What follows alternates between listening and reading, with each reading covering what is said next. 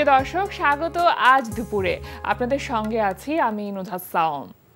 সবাইকে শুভেচ্ছা জানিয়ে শুরু করছি আজ দুপুরের আজকের আয়োজন। আজ থাকছে সংস্কৃতি, এনটিভি অনুষ্ঠান সূচি ও দুপুরের অতিথি। প্রথমেই থাকছে সংস্কৃতি। বাংলা একাডেমি ও বিসিকের আয়োজনে বাংলা একাডেমি প্রাঙ্গণে অনুষ্ঠিত হচ্ছে বৈশাখী মেলা 1432। মেলা চলবে 20 এপ্রিল পর্যন্ত। ধানমন্ডির কলা কেন্দ্রে অনুষ্ঠিত হচ্ছে শিল্পী সাইদুল হক জুইসের মিশ্র মাধ্যমে আঁকা শিল্পকর্ম প্রদর্শনী বনবিবির খোঁজে। প্রতিদিন বিকেল 4টা থেকে রাত 8টা এই সময়ে প্রদর্শনী চলবে 20 এপ্রিল পর্যন্ত। গুলশান 2 87 নম্বর রোডের 8 নম্বর বাড়ির 7ম তলায় অনুষ্ঠিত হচ্ছে চিত্রশিল্পী হারুনুর রশিদ টুটুলের দ্বিতীয় একক চিত্রকলা প্রদর্শনী ভঙ্গুর সহাবস্থান। প্রদর্শনী চলবে 23 এপ্রিল পর্যন্ত। এবার এনটিভি অনুষ্ঠান সূচি। এবার জানিয়ে দিচ্ছি এনটিভির আজ রাতের বিশেষ অনুষ্ঠানগুলির সময়সূচি। সন্ধ্যা 6টা 15 মিনিটে থাকছে সমসাময়িক বিষয় নিয়ে অনুষ্ঠান সংলাপ।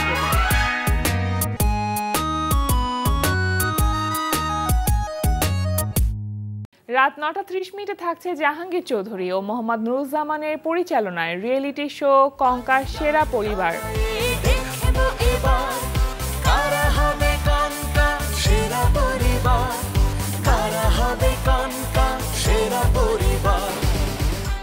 দর্শক সবাইকে ওয়েলকাম করছি ফ্যামিলি রিয়েলিটি শো কঙ্কা সেরা পরিবার সিজন 3-তে। রাত 11টা 30 মিনিটে সরাসরি সম্প্রচার হবে টক শো এই সময়।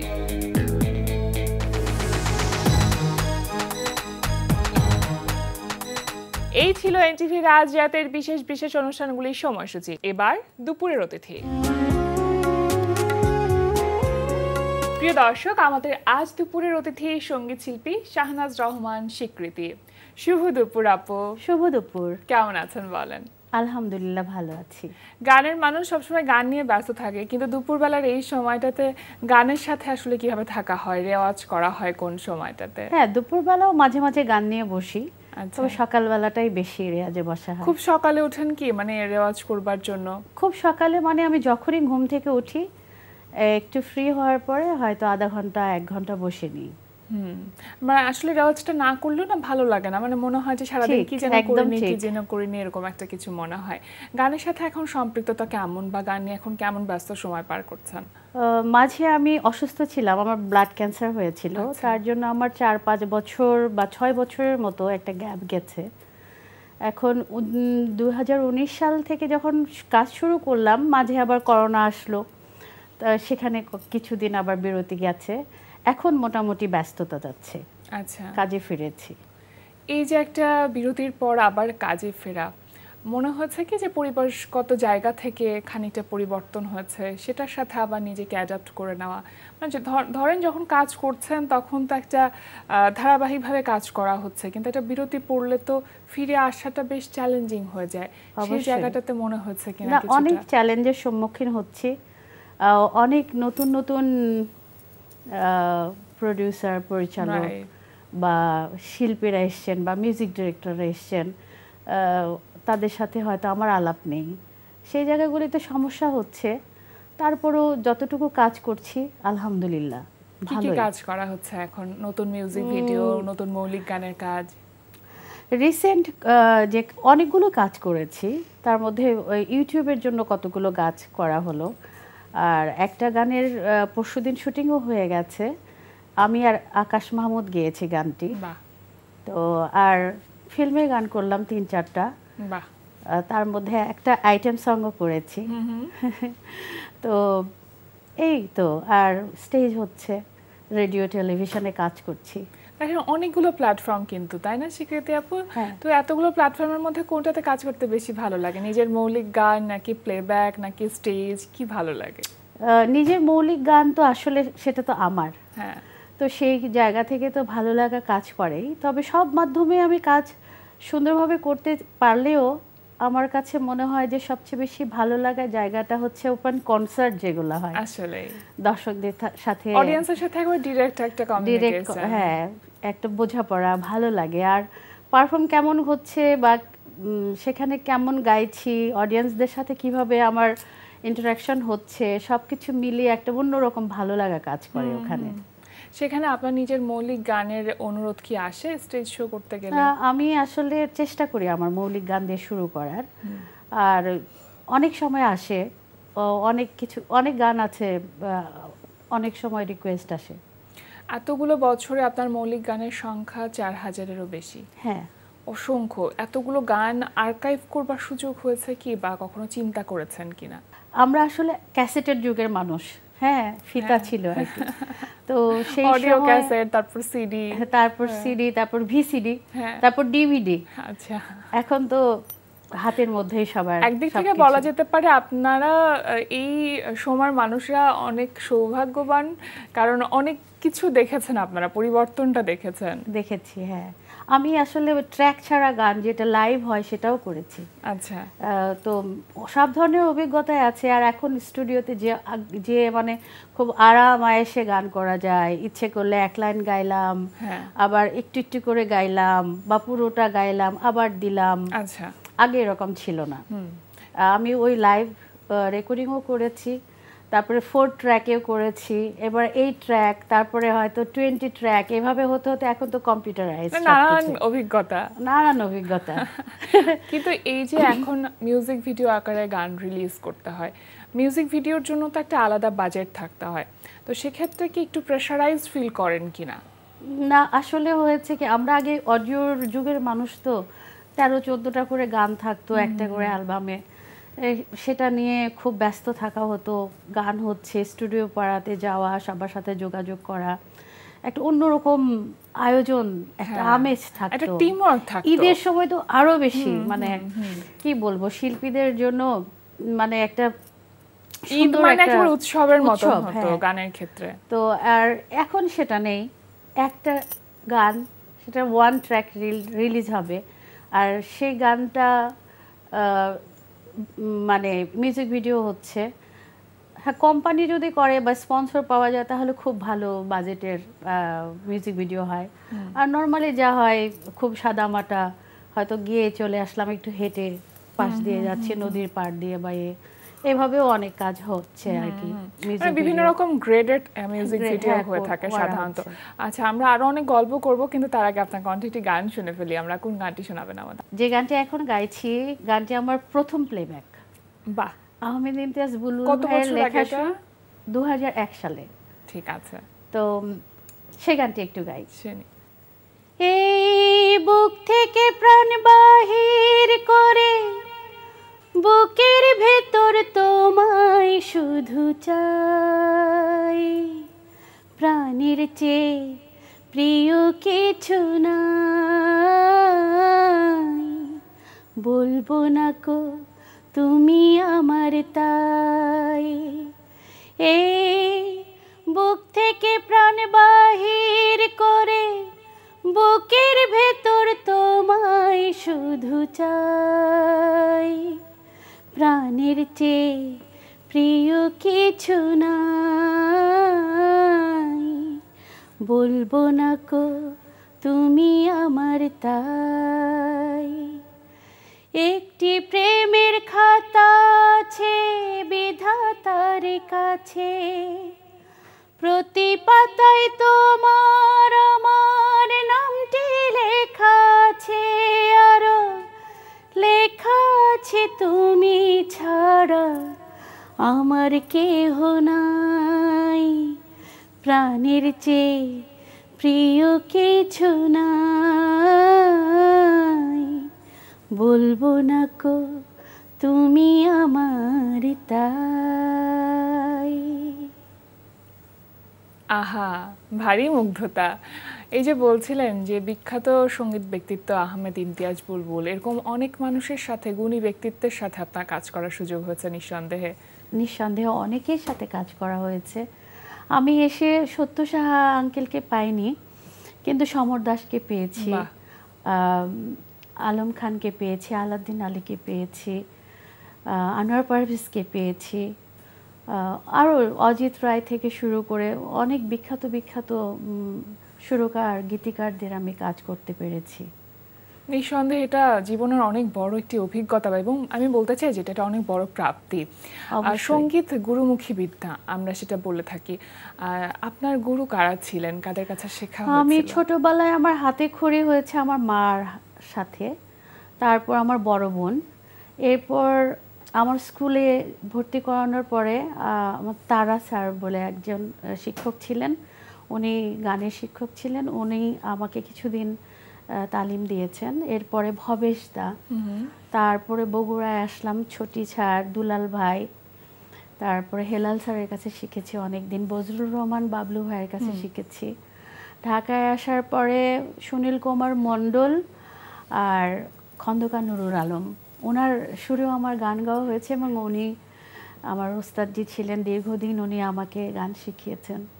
আচ্ছা, এই যে এতজন মানুষের কাছে শেখা হয়েছে, একদম প্রথম আপনি বলছিলেন মায়ের কাছে হাতে করি, তার মানে মা গান করতেন? হ্যাঁ, আমার মা প্রফেশনালি গাইতেন না, কিন্তু শখের বয়সে শখের বয়সে আমাদেরকে শেখানোর জন্য হ্যাঁ মা গান করতেন।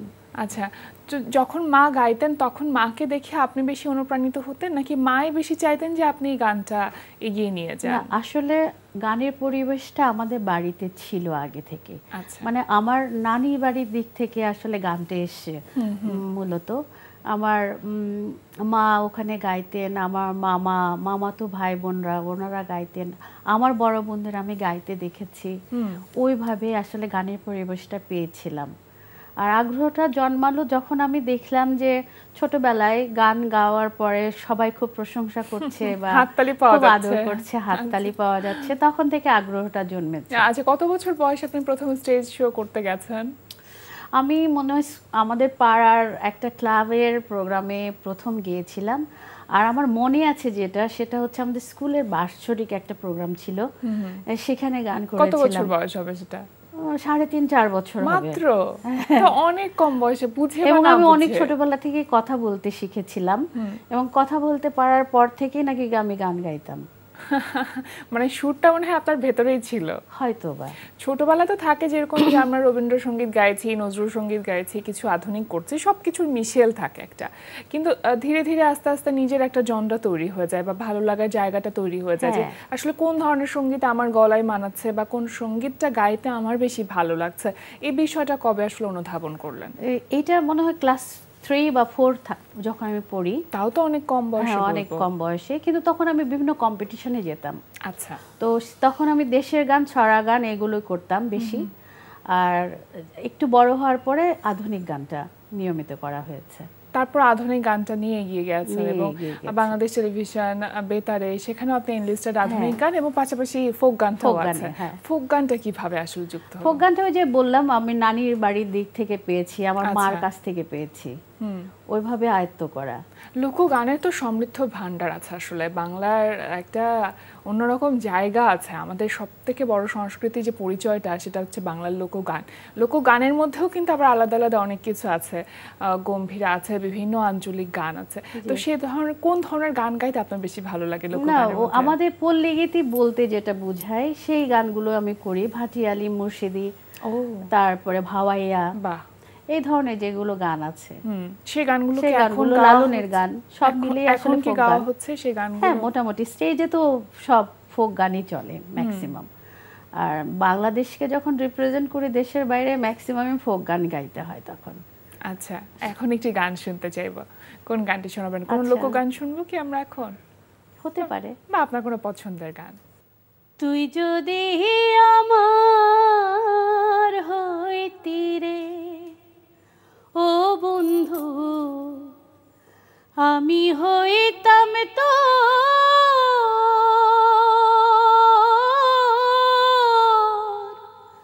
কোলেতে বসাইয়া তোরে, কোলেতে বসাইয়া তোরে করিতাম আদর রে। তুই যদি আমার হইতি রে ও বন্ধু, তুই যদি আমার হইতি রে। কি সুন্দর। মানে বিষয়টা এমনই যে বাংলা গান, প্রেম, প্রকৃতি, মানুষ, মানুষের জীবন সবকিছু মিলেমিশে একাকার হয়ে যায়, তো তাই প্রতিটা গানই আসলে আমাদের মন ছুঁয়ে যায় সব সময়। আচ্ছা, এই যে আপনি বলছিলেন প্রথম প্লেব্যাকের কথা, গান তো গাইছিলেন, বিভিন্ন সময় গান গাওয়া হচ্ছিল এবং আপনি বলছিলেন যে বিভিন্ন কম্পিটিশনে আপনি নাম লিখেছেন। প্রথম প্লেব্যাকের সুযোগটা আসলে কিভাবে তৈরি হলো, তাও আবার আহমেদ ইমতিয়াজ বুলবুল স্যারের সাথে, মানে এটা কিভাবে সম্ভব হলো? আসলে আমি ঢাকায় আসলাম যখন, খুব স্ট্রাগল লাইফ, এগুলো আর না বলি, খুব কষ্ট করেছি, খুবই কষ্ট করেছি। তো বিভিন্ন স্টুডিওতে যেয়ে বসে থাকতাম, হয়তো সকালবেলা গিয়েছি, সারাদিন না খেয়েছিলাম, রাত হয়ে গেছে, আবার মধ্যরাতও হয়ে গেছে, কারো কোনো খবর পাইনি বা কাউকে গান শোনাবো সে স্কোপ ছিল না, না চিনলে যা হয়, জানাশোনা না থাকলে। খুবই কষ্ট করেছি। তো সবাই বলল যে আপনি এইভাবে গান শোনাতে চাইলে তো আপনি পারবেন না সবাইকে গান শোনাতে, কষ্ট হবে, আপনার একটা অ্যালবাম থাকতে হবে। আচ্ছা। তো আমরা প্রথম অ্যালবামের কাজ শুরু করি, আর সে অ্যালবামের কাজটা করছিলেন মানু আহমেদ ভাই। তো অ্যালবামটা হওয়ার পরে, তো অ্যালবাম রিলিজ হওয়ার আগে আমরা অডিও 2-1টা গান নিয়ে ওই আহমেদ ইমতিয়াজ বুলবুল ভাইকে মানে মানাম ভাই শুনিয়েছেন। আচ্ছা। গান তো শোনার পরে উনি বলছে যে মেয়েটাকে নিয়ে এসো, আমি ওর সাথে পরিচিত হব। তো আমি গেলাম, যাওয়ার পর উনি বললেন যে হারমোনিয়াম ধরলেন, বললেন যে আমি একটা সুর তুলে দিচ্ছি, তুমি গাও। তো আমি গাইলাম, গাওয়ার পরে বললো ঠিক আছে, আমি তোমাকে খুব সহসাই ডাকবো। কয়েকদিনের মধ্যে আর কি উনি কল দিলেন, গেলাম। আর সেই গানটা ছিল মায়ের সম্মান ছবিতে, আর মহরত হয়েছে আমাকে দিয়ে। ওই ছবিতে আমি দুইটা গান করেছি, আমার সাথে কো আর্টিস্ট ছিলেন মনির খান। কে বলে না মেধা দিয়ে কাজ হয় না? অবশ্যই হয়, চেষ্টা করতে হয়, ধৈর্য ধরতে হয়, অনেক বেশি করতে হয়। সেটাই আসলে সংগ্রাম না থাকলে আমার কাছে মনে হয় যে একজন শিল্পী হয়ে ওঠে না। প্রকৃত শিল্পী হবার যে একটা প্রসেস, সেই প্রসেসের মধ্যে সংগ্রামটা অনেক বড় একটা বিষয়। এই যে এতগুলো বছর ধরে মিউজিক ইন্ডাস্ট্রিতে টিকে থাকা, এবং এখানে অনেক স্বনামধন্য শিল্পীরা আছেন, তো সেই শিল্পীদের তালিকায় নিজের নাম এবং টিকে থাকা, এই বিষয়টা আপনি আসলে কিভাবে দেখেন? কিভাবে, মানে কি মনে করেন আসলে মানুষের কাছে পৌঁছানো, নিজের নামটা পরিচিত করা এবং টিকে থাকা, দুটো বিষয়কে আসলে পরিশ্রম করতে হবে, চর্চা চালিয়ে যেতে হবে, চেষ্টা ছাড়া যাবে না। কষ্ট পেয়ে সবকিছু বন্ধ করে ঘরে বসে থাকলে চলবে না, অভিমানটা করা যাবে না, শিল্পীদের অনেক অভিমান থাকে। হ্যাঁ, সেটাই। ভীষণ ভালো থাকুন আপু, কথা বলে অনেক ভালো লাগলো। আসলে এই বিষয়টা আমাদের কাছে একটা শিক্ষণীয়, যে ধৈর্য ধরলে এবং মেধা থাকলে একটা সময় একটা জায়গায় পৌঁছানো যায় নিজের কর্মগুণে। আপনাকে অসংখ্য ধন্যবাদ আমাদের আমন্ত্রণে সাড়া দেবার জন্য। আপনাকেও অনেক ধন্যবাদ, আমাকে অনুষ্ঠানে আমন্ত্রণ জানাবার জন্য এনটিভিকে অনেক অনেক ধন্যবাদ। এই অনুষ্ঠানের সাথে সংশ্লিষ্ট যারা আছেন তাদেরকে ধন্যবাদ। প্রিয় দর্শক, আমরা চলে এসেছি অনুষ্ঠানের শেষ প্রান্তে। অনুষ্ঠান সম্পর্কে আপনার মতামত জানাতে মেইল করুন আজ দুপুরে @ntvbd.com-এ। বিশ্বের যে কোনো প্রান্ত থেকে যে কোনো সময় আজ দুপুরে দেখতে ভিজিট করুন আমাদের পূর্ণাঙ্গ ওয়েব পোর্টাল www.ntvbd.com। এছাড়া এনটিভি সব জনপ্রিয় অনুষ্ঠান ও খবরের আপডেট পেতে ভিজিট করুন আমাদের ইউটিউব চ্যানেল ও ভেরিফাইড ফেসবুক পেজে। সবার মঙ্গল কামনায় আজকের মতো এখানেই শেষ করছি। শুভ দুপুর।